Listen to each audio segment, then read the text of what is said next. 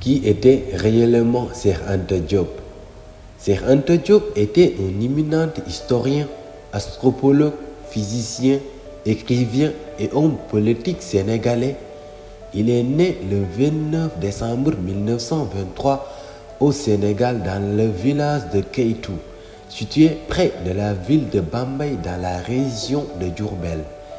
Cheikh Anta Diop commence son apprentissage à l'école coranique avant d'intégrer l'école française de Diourbel. Il poursuit ses études en se rendant à Dakar et à Saint-Louis où ses projets pour la reconnaissance de l'Afrique commencent à germer. Le jeune Cheikh Anta Diop obtient en 1945 son brevet de capacité coloniale équivalent du baccalauréat français. Avec des masters en mathématiques et en philosophie, il quitte le Sénégal en 1946 pour poursuivre ses études à Paris. D'abord dans le but d'entreprendre une carrière de scientifique, il arrive à Paris en 1946 avec l'idée de devenir ingénieur en aéronautique.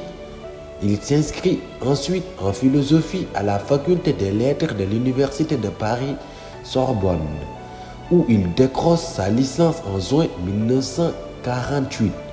Au-delà de ses études, il se confronte à la thèse de chercheurs en philosophie célèbre, notamment Hegel, qui nie le rôle historique de l'Afrique, renforçant ainsi son désir de rétablir la vérité sur l'histoire africaine. Pour être un continent fruste qui n'a presque rien apporté à la civilisation. On parle souvent du rendez-vous du donner et du recevoir, en supposant que d'ici là, l'Afrique aura fait ses preuves et que peut-être dans la phase ultime du développement de la civilisation universelle, l'Afrique apportera quelque chose à l'humanité. Courant de l'évolution et occupant le poste de secrétaire général du mouvement étudiant du Rassemblement démocratique africain RDA, dirigé par Félix Houphouët-Boigny, tout en assurant ce rôle, Diop rappelle avec fermeté au mouvement RDA sa mission historique de véritable libération du continent africain. À cette époque, les partis politiques françaises, y compris ceux dirigés par des Africains tels que Léopold Sédar Senghor et Sékou Touré, s'opposent toujours à l'idée d'indépendance. En 1948, il publie ses premiers articles sur les langues africaines. En 1951, le jeune homme prépare une thèse dans laquelle il démontre que les ethnies africaines doivent peupler l'Égypte antique. Cheikh Anta Diop est l'un des auteurs africains les plus influencés du XXe siècle. Ses travaux insistent sur l'héritage culturel et linguistique des sociétés d'Afrique noire trouvant ses origines dans l'Égypte antique. La civilisation égyptienne avait des tares, elle avait des faiblesses. Et je n'ai pas cherché à déifier l'Égypte, j'ai cherché seulement à connaître le patrimoine culturel de l'Afrique pour que les Africains puissent bâtir un corps de sciences humaines. Si l'Europe a pu bâtir un corps de sciences humaines, c'est parce qu'il y a ce va-et-vient constant vers le passé gréco-latin. Selon lui, l'Afrique de l'Ouest aurait hérité de certains aspects de la culture et de la linguistique propres à la civilisation égyptienne. le mal que l'occupant nous a fait n'est pas encore guéri. Voilà le fond du problème. L'aliénation culturelle finit par être partie intégrante de notre substance, de notre âme. Et quand on croit s'en être débarrassé, on ne l'a pas encore fait complètement. Souvent, le colonisé ressemble un peu, ou l'ex-colonisé même, ressemble un peu à cet esclave du 19e siècle, qui libéré va jusqu'au pas de la porte, et puis revient à la maison parce qu'il ne sait plus où aller. Il publie alors Nation nègre et culture en 1954, qui fait grand bruit. L'idée que cette dernière civilisation ait été en grande majorité composée de personnes de couleur noire est récurrente dans beaucoup d'ouvrages de Cheikh Anta Diop, et c'est dès la publication en 1954 de Nation nègre et culture. Il s'appuie par exemple sur des descriptions d'égyptiennes faites par des grands auteurs de l'Antiquité comme Hérodote, Strabon ou Aristote, les décrivant comme des personnes à la peau noire et aux cheveux crépus. Il utilise les nombreuses disciplines sociales et scientifiques pour prouver sa vision et l'importance de la place des Africains dans l'histoire. Ce livre, publié en 1954 aux éditions Présence africaine, constitue le premier ouvrage de Cheikh Anta Diop et celui ayant eu le plus d'impact. À l'origine, ce livre est une compilation de plusieurs sujets faisant l'objet d'une thèse de doctorat. Cette thèse débute en 1949 quand Cheikh Anta Diop étudiait à l'université de la Sorbonne à Paris. Elle a pour thème l'avenir culturel de la pensée africaine. Elle est supervisée par le philosophe et épistémologiste Gaston Bachelard. Dans le même temps, Cheikh Anta Diop décide de traiter d'un sujet secondaire sur les Égyptiennes pré-dynastiques pour sa thèse. Sujet qui est accepté en 1951 et placé sous la supervision de l'ethnologue Marcel Griol. La soutenance de thèse programmée en 1954 n'a finalement pas eu lieu puisque le jury n'a pas pu être constitué. Un ouvrage réunissant les travaux de Cheikh Anta Diop est publié la même année sous l'appellation suivante: Nation nègre et culture de l'Antiquité nègre égyptienne aux problèmes culturels de l'Afrique noire d'aujourd'hui. De nombreux thèmes sont abordés comme les origines noires de la civilisation égyptienne ou encore les courants migratoires à l'origine de la formation des différentes ethnies africaines. À seulement 27 ans, Cheikh Anta Diop se lance dans des recherches simultanées en linguistique, histoire et égyptologie, donnant naissance à sa thèse de doctorat intitulée Nation nègre et culture. Malgré les difficultés initiales pour former un jury, se transforme en un livre éponyme en 1954. Ce livre, véritable déconstruction des idées eurocentriques sur la civilisation égyptienne, fait grand bruit et marquant ainsi un tournant majeur dans sa carrière. Dans cet ouvrage, Diop bouleverse les idées occidentales sur l'égyptienne antique, affirmant qu'elle a des racines négro-africaines. Il poursuit cela avec des données sur la culture, la linguistique et l'archéologie. Il explore également l'origine africaine des premières civilisations, utilisant des analyses ADN. Il ridiculise les idées raciales absurdes des eurocentriques noirs des pharaons. Il souligne l'importance de rectifier les fausses interprétations historiques, dénonçant une certaine malhonnêteté intellectuelle. C'est ce qui déforme délibérément les faits. Diop met aussi en lumière des similitudes linguistiques entre l'ancienne égyptienne et les langues africaines. Il explore le rôle matriarcat et d'autres éléments anthropologiques pour décorer la culture égyptienne. Il souligne des ressemblances phonétiques entre le Wolof et la langue égyptienne ancienne.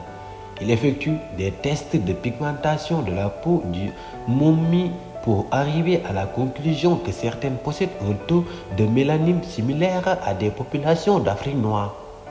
En fait, avec son confrère Théophile Obenga, il relève certaines similitudes entre les langues africaines comme le Wolof avec le Kopsu et l'égyptien ancien. Au total, Cheikh Anta Diop a publié près d'une dizaine d'ouvrages et de livres sur les questions relatives à l'histoire de l'Afrique avant la colonisation par des Européennes. En dehors de Nation nègre et culture, on peut citer l'unité culturelle de l'Afrique noire en 1959, Antériorité des civilisations nègres, mythes ou vérité historique en 1967 et Civilisation ou barbarie, anthropologie sans complaisance en 1981. Néanmoins, une partie de la communauté scientifique est en désaccord avec certaines des théories développées par Cheikh Anta Diop. D'autres critiques beaucoup plus virulentes vont jusqu'à le qualifier d'imposteur, comme celle de l'égyptologue Jean Yuyut. Il faut attendre le colloque du Caire de 1974 organisé par l'UNESCO pour que les arguments de Cheikh Anta Diop soient pris au sérieux. L'écrivain et homme politique Aimé Césaire dans son discours sur le colonialisme en 1955, dit du livre de Cheikh Anta Diop que c'est l'ouvrage le plus audacieux qu'un nègre ait jusqu'ici écrit et qui comptera à n'en pas douter dans le réveil de l'Afrique. Il lui faudra près de 10 ans pour obtenir son doctorat en 1960 en raison du rejet continu de sa thèse. À la même année, Cheikh Anta Diop décide de retourner dans son pays pour enseigner à l'université de Dakar en tant que maître de conférence, plus précisément à l'Institut français d'Afrique noire IFAN. De retour au Sénégal, pendant l'hivernage juin-août de l'année 1950 à Dakar et Saint-Louis, malgré l'obtention de son doctorat avec mention honorable, Diop décide d'offrir plusieurs conférences largement relayées par la presse. Durant ce séjour, il propose aussi, aux côtés de notables, un plan de reboisement du pays dans une lettre adressée aux autorités de l'AOF, Afrique occidentale française, visant à contrer la menace de la sécheresse. Pendant ces années en Europe, Cheikh Anta Diop fait la connaissance de nombreux intellectuels et leaders politiques africains et caribéens, parmi lesquels on peut citer Amadou Hampâté Bâ, Aimé Césaire, Franck Fanon, Joseph Chrysébo, Édouard Glissant, Lamine Gueye, Sékou Touré et bien d'autres. Dans ce contexte d'engagement intellectuel et politique, Diop rencontre Louise Marie Mans avec qui il se marie et aura 4 enfants. En 1961, il se lance dans la création d'un laboratoire de datation du carbone 14, alors dirigé par le professeur Théophile Mounoud. Ce laboratoire trouve des applications variées, de l'archéologie à la climatologie, en passant par la préhistoire. Diop utilise cette technologie pour évaluer la teneur en mélanine des momies égyptiennes, une approche qui sera plus tard adoptée par les chercheurs médico-légaux pour identifier l'origine raciale des victimes. Cheikh Anta Diop est à l'origine de la création du premier laboratoire de datation par la carbone 14 en Afrique, construit entre 1961 et 1966. Il s'est également investi politiquement, notamment pour l'émancipation des pays africains et leurs indépendances. En parallèle, Cheikh Anta Diop s'engage sur le terrain politique en participant à la création du Bloc des masses sénégalais BMS, un parti qui s'oppose au régime en place dirigé par le président Léopold Sédar Senghor et le premier ministre Mamadou Dia. Il endosse le rôle de secrétaire général dans cette formation politique, mais en raison de son implication politique, Cheikh Anta Diop se retrouve derrière les barreaux de la prison de Diourbel de mi-juillet à mi-août 1962. Pendant son séjour en détention, il souffre d'une maladie grave affichant une fièvre de 41,5 degrés, probablement causée par la prolifération de bestioles pendant la saison des pluies. Dans des conditions carcérales difficiles et insalubres, il endure des bouffées de chaleur. Malgré ces épreuves, un non-lieu est finalement prononcé en septembre de la même année que Diop interprète comme une tentative d'intimidation de la part du président Léopold Sédar Senghor. En 1963, ce dernier cherche à neutraliser Cheikh Anta Diop. Il lui propose des postes ministériels et des sièges parlementaires à condition que le BMS se dissolve. Pour éviter tout compromis, Diop refuse catégoriquement l'idée de rejoindre un gouvernement en contradiction avec ses principes. Face à ce refus, Senghor dissout illégalement le BMS. Cependant, Diop réagit en créant une nouvelle entité politique, le Front National Sénégalais FNS, avec pour objectif la libération des prisonniers politiques.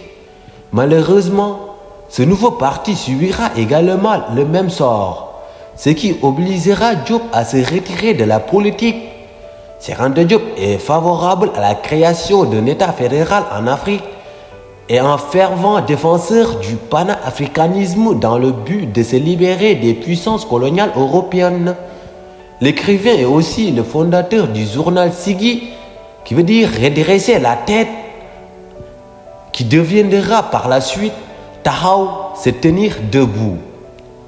Cheikh Anta Diop décède le 7 février 1986 dans son pays natal à Dakar. Un an après la mort de cette dernière en mars 1987, l'université de Dakar change de nom et devient l'université Cheikh Anta Diop UCAD pour lui rendre hommage.